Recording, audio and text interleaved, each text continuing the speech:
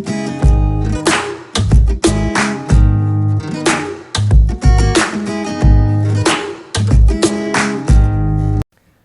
and welcome to Business Class.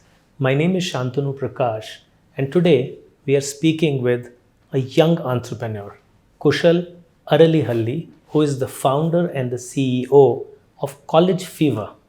TheCollegeFever is a unique platform for college festivals, and Kushal's company has partnered with over 3,100 colleges across the country. He has 1 million registered users. So let's find out what exactly does your company do, Kushal? And welcome to the show. Thanks a lot, Shantanu, for having me here. We provide end-to-end fest technologies to all the colleges across India. So it's been like 3 years. Why colleges prefer our platform is because we customize and we build a community for college students, and that's one of the main reason why colleges partner with us. So, Kushal, apart from the fact that you run a very interesting business, and we'll come to that in a bit, you're also, a young entrepreneur. Yeah. You're 29 right now. Yeah. You started the company when you were just 25 years old. Correct. And I believe you're from a small town in Karnataka, Yeah. from Hospet, right? Yes. Yeah. Your dad's a local businessman, being a very traditional family rice business. Correct. So shouldn't you be out there back home helping him run his business? Yes. So what happened right after my engineering? I was. That was a time where Facebook, Orkut, or Instagram. That was a time where every startup was booming. So I always wanted to build a product that could scale up to a lot of to all the cities. So that was something which was running in my mind. So, and being an engineer, I always wanted to do something, a scalable product. So that's one of the reason where I decided that I have to do something for college students, and that's how the TheCollegeFever was born.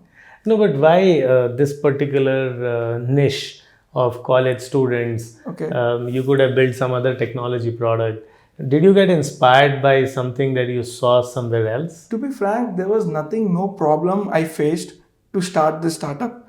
But the numbers kind of interested. The numbers were quite huge. If you look at colleges in India, there are like 37,500 plus colleges, and with 900 universities and 30 million college students. So the numbers were quite interesting. So this is something very big, and that's how I decided to build a community for college students. Well, it's certainly a very unique idea, and you did it right after you graduated from your college. Correct. I believe you worked for a little while, but yes, so that I'm an didn't work out electrical for you. engineer. So I worked in a company called Lap India, which is a German-based electrical company. So I was part of supply chain management. I was heading the warehouse there.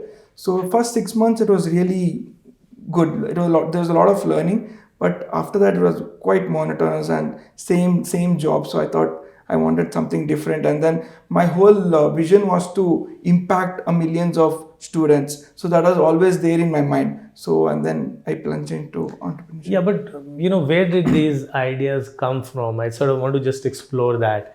Was it like discussions that you used to have in home, or Yes. with friends, or So with friends, some I was movies that actually- you saw, or some books that you read that inspired you? So actually, I was discussing this couple of ideas with my friend, and then we explored that there is some potential in this. In fact, I myself didn't know that there is a business in this unless until I validated this idea. So first year, it was all about validation. So we kind of outsourced this idea to a company which I knew, and they did a decent job. And then we started doing the sales right after that, and then we got to know the potential because all the premier colleges started using our product. That was one of the biggest breakthrough for us. So sometimes, founders and entrepreneurs like you, they stumble upon, a new idea. And then the whole world wonders why it hasn't been done before. Yeah. Because colleges and college festivals Correct. have been existing for decades. Correct. I remember when I was in college in Delhi, our college festival, Crossroads in Shriram College of Commerce, used to be a really big thing. Correct. And students all over used to come there, and the managing committee was always going out and trying to raise sponsorship money and begging the companies and all of that. So why do you think nobody else set up this kind of a platform, and it had to be you to show the way? I think most important here was the timing. So I entered at the right time, and then kind of customized it, and also the execution matters here. So when I kind of understood their requirement, we kind of customized the entire platform for the fest. And as I said, the timing is also important. So who was your first customer? So for us, I am Bangalore. Eximius Fest was our first client. So cracking IIM Bangalore, which Yeah. is one of the most premier institutions in India. Correct. How was that experience? Because you had no track record when you Yes. went to them. So how did you pitch your? When I approached them, the product wasn't ready at all. So I had gone there, I explained how the product works, and then they were like, wow, this is something which we wanted. There were a lot of other generic platforms, but they could not cater to this segment. It was very generic. So when I explained how the product works, they were like, they really showed interest. And then that's how we came back and started fixing, we started building the product, and we completed on time. So where did the capital come from? So initially it was bootstrapped, and it's really, you don't need much money to start. Like as I said, we had outsourced it. It wasn't a scalable product. As I said, we could cater to like 5-6 events parallelly. But then once we validated the idea, that's how we raised funds, and then we built our own product. So as somebody who's first venture, and you don't have much of past experience, you don't even have co-founders. Yeah. This is solely your Correct, own correct, venture. correct. So tell me a little bit about the fundraising experience. Yeah, that How was many investors did you go to? Yeah, it was total fun actually. So before starting, How did you even find these investors in the first place? Yeah, so first I met almost like 30 investors in first 6 months. I started approaching all the investors, and then randomly mailed. Like I used to go to every event, go to event, and then meet the investor. And I used to always look for an appointment to meet them.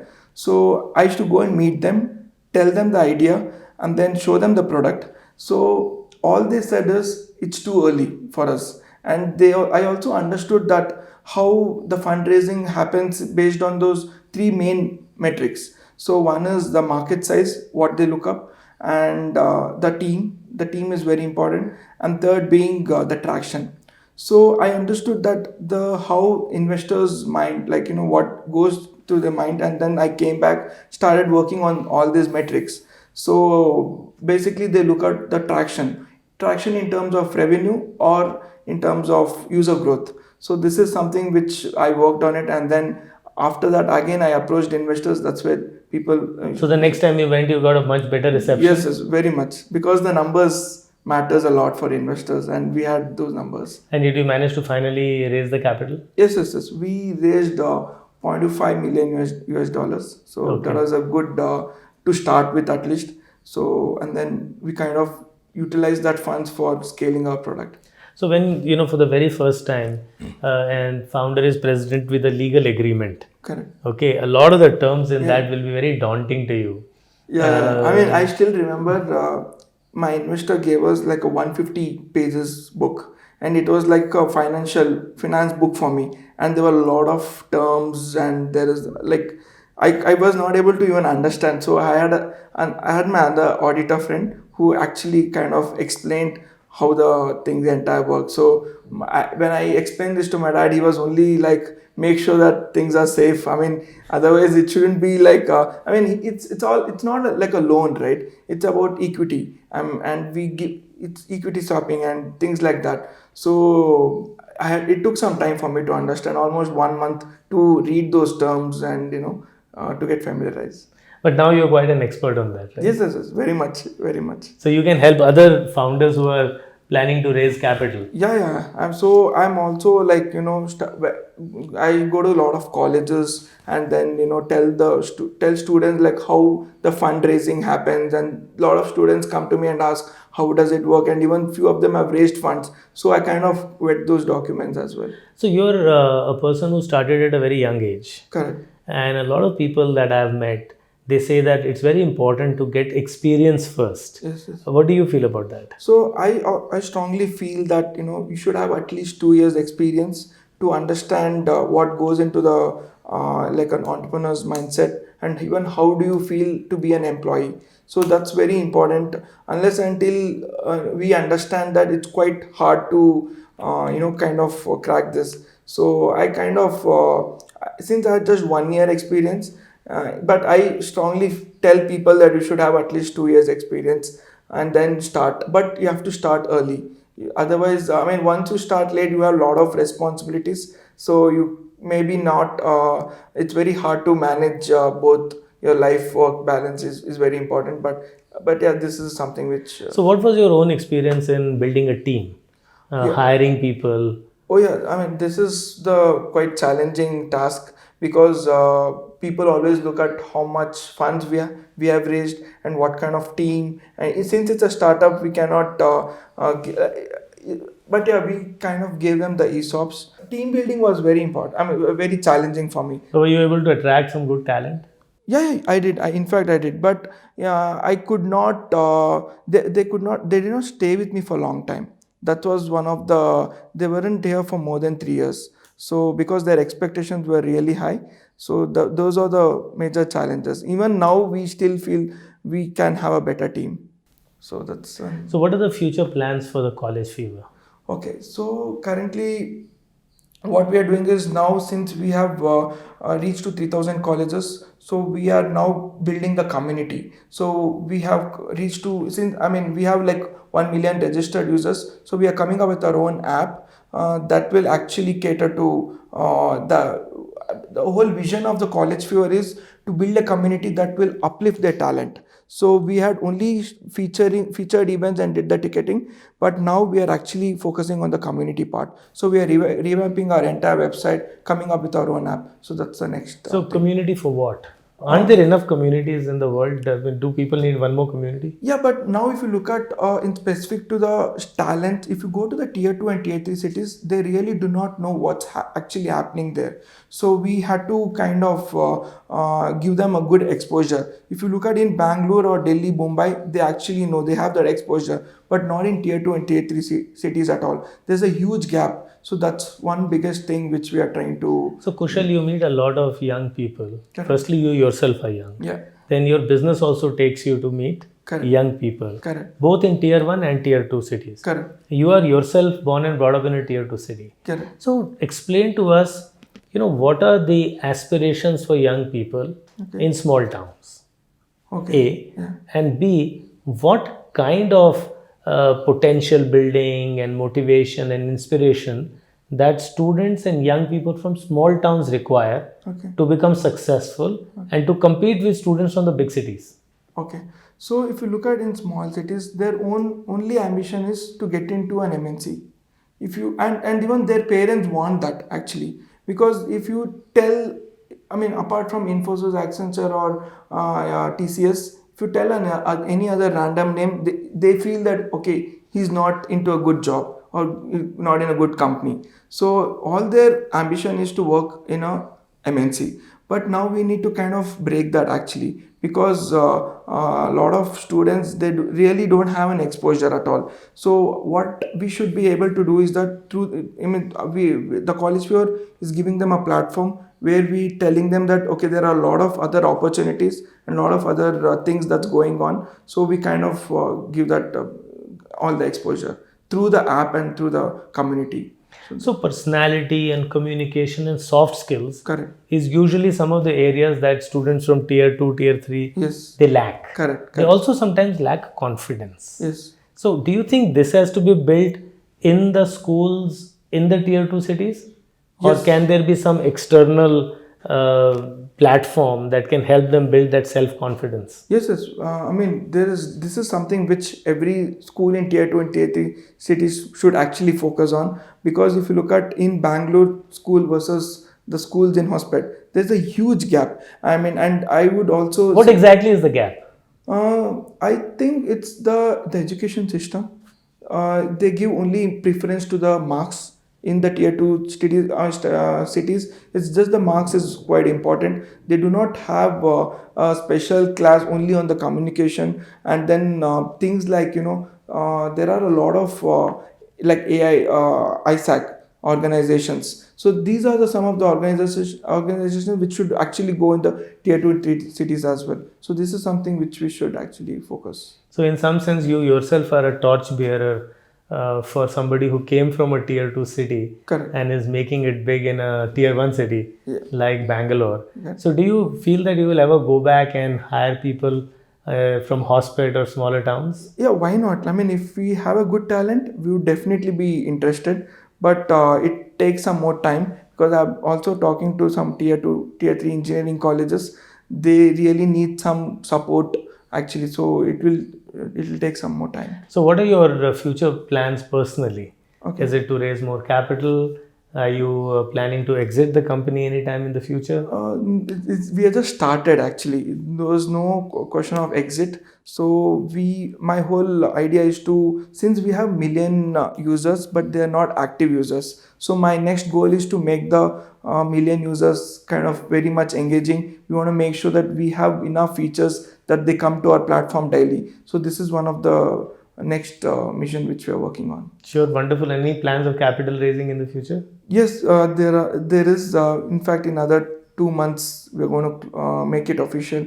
So there is certainly news for that. Yeah. So well, Shantanu, we are doing quite good now. But now the most important is we are scaling up to a next level. So maybe now we have just these 3,000, and now we are scaling up to 30,000 colleges.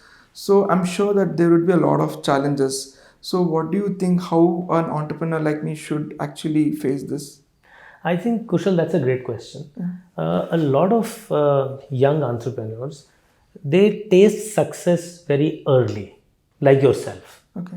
The company is very young, already you're profitable. Okay. That's a huge milestone for any company, and congratulations Thanks for a lot. making that happen. Okay. Now comes the next big decision that you have to scale. You are ambitious. Correct. So you want to go from 3,000 to 30,000 colleges, 10x. And you want to do it in a short period of time. I think one of the very important things to do when you scale is that you have to look at three things. The first thing is, how are you doing in terms of cash? A lot of people in the quest for scale, they burn money. And if you don't have enough money in the bank and the revenue always lags behind, you may find yourself in a situation where you're not watching the cash flow, and one fine day you realize you don't have enough money to sustain the scalability. Correct. So scalability has to be sustainable. Okay. That's the first point. The second important point is that you need the right amount of human capital. Yeah. You need to establish branch offices, for example, in different parts of the country. You'll have to create an organizational structure. You as the founder, it may not be possible for you to be everywhere. Yeah. Correct. So you need delegation of authority. You start building layers within the organization. So at this phase of a company's growth, it's very important to focus your role, apart from being a visionary, to being an organizational builder. Correct. Right now, the company is small, which means the organization is small, which means Kushal is everywhere. Yeah. Correct. But when you grow 10x, then you can't personally be everywhere. Correct. And that brings me to the third most important thing is processes, systems, checks and balances. Okay. The difference between scale and chaos is a very thin line. Correct. And if you manage to raise capital, as you're saying, in the next couple of months, capital gives you the confidence to burn it. Correct. You can only burn it if you have it. Yeah. And the moment you start burning it and you start going all over the place, if you don't have very strong fundamental systems and processes, this ship can spin out of control. And that is what I think you should be watching for. And I think as you said, process is very important. And if that is set, even like process in terms of tech or sales or HR, everything has to be streamlined. Yes, you need like a standard operating procedure in the company. And this is a good time to start hiring experienced people. Yes, correct. People who have done systems and processes for 8 years, 10 years, get a really good financial controller or a chief financial officer with you in the company. We rarely meet extremely young entrepreneurs who have been so successful at a very early stage and who've come up with really new path-breaking and very creative ideas. And the College Fever and Kushal is one such entrepreneur. It's also very heartening to hear his story because it's about migrating from a small town, coming to a big city, and having the grit and patience and perseverance to be able to knock on every possible door that he can find. And eventually he was successful in raising capital, and that's no mean achievement. But if you hear Kushal speak, he speaks about two things. One is that be out there, expose yourself. So he went to every conference, he emailed and cold called every investor that he could find. But what was important was that when they said no to his initial plan, he wasn't disappointed and wasn't disheartened. He didn't go back to hospital.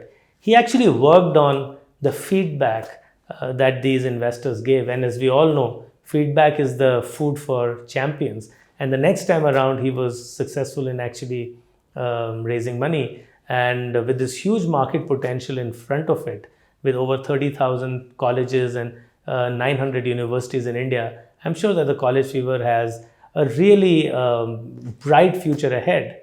But what's important is that it's not stopping at simply selling tickets for college festivals. Kushal is talking about a big platform where he can improve the talent and the potential of every child that comes from tier 2, tier 3 cities in India.